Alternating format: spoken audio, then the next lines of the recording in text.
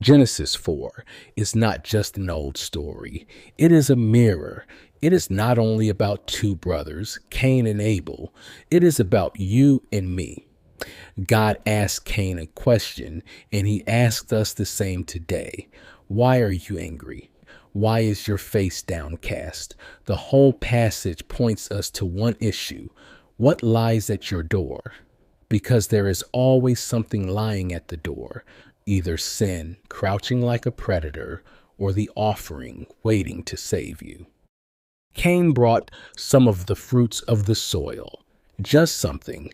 Abel brought the firstborn in their fat portions, the first and the best. God looks at the giver before the gift. It is not about the material, but about the heart.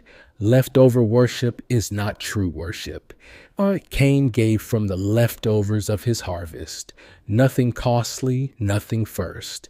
Abel gave his firstborn and the best part. That is the difference between religion and relationship.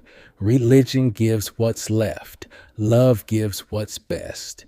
Proverbs 3:9 says, "Honor the Lord with your wealth, with the first fruits of all your crops." Mark 12:41-44 says, "The widow gave all she had, not leftovers." How many today give God leftover worship, leftover time? If I have a moment after my busy day, I'll pray. Leftover energy. If I'm not too tired, I'll read my Bible. Leftover money. If there's something left at the end, I'll give. But God says, I don't want your leftovers. I want your first, your best, your heart question today. Do you bring God Abel's worship, the first and best, or Cain's worship, the leftovers, the heart of Cain? Genesis 4:6-7. God warns Cain, if you do what is right, will you not be accepted? But if you do not, sin is crouching at your door. It desires to have you, but you must rule over it. Sin is not a mistake, but a predator. It crouches, waiting to strike. But the Hebrew chatat can also mean sin offering. At your door lies either sin ready to consume you, or an offering ready to redeem you. Psalm 4:5 says, offer right sacrifices and trust in the Lord. 1 Peter 5:8 says, the devil prowls like a roaring lion. Romans 6:12-14 says, do not let sin reign, but live under grace. What lies at your door? Bitterness, jealousy, unforgiveness, lust, pride, or Christ, the sin offering, already prepared for you? Let me look at the act, Genesis 4:8. Cain lured Abel into the field and killed him. The field equals away from people, but never away from God. Murder began not with the stone, but with the jealous thought.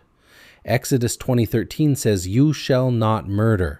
1 John 3:12 says, do not be like Cain, who belonged to the evil one and murdered his brother. Matthew 5:21-22 says, hatred is already murder in the heart. How many murders happen today, not with weapons, but with words, with gossip, envy, coldness, unforgiveness? Sin always begins in the heart. The voice of Abel, Genesis 4:9-10. God asks, where is your brother? Cain lies, am I my brother's keeper? God says, your brother's blood cries out to me from the ground. In Hebrew it says, the bloods of your brother, not just Abel, but his future generations, his calling, his destiny. Sin doesn't just destroy the present, it robs the future. Numbers 35:33 says, blood pollutes the land. Hebrews 11:4 says, by faith Abel still speaks. Hebrews 12:24 says, Jesus' blood speaks a better word than Abel's. Abel's blood cried out for justice and vengeance. Jesus' blood cries out for mercy and forgiveness. Which voice speaks over your life today? The voice of guilt, bitterness, jealousy, or the voice of Jesus' blood saying, forgiven, free, new beginning? The mark of Cain, Genesis 4:11-16. Cain is cursed. The ground will not yield for him. He will be a wanderer. Yet God puts a mark on him to protect him from being killed. Ezekiel 9:4 says, a mark on the foreheads of those who belong to God. Revelation 7:3 says, the seal of God's servants. 2 Corinthians 1:22 says, the Spirit is our seal. Cain's mark was judgment and protection. Our mark is the cross of Christ, not just protection, but redemption. The question of Genesis 4 is not only about Cain and Abel, it is about us.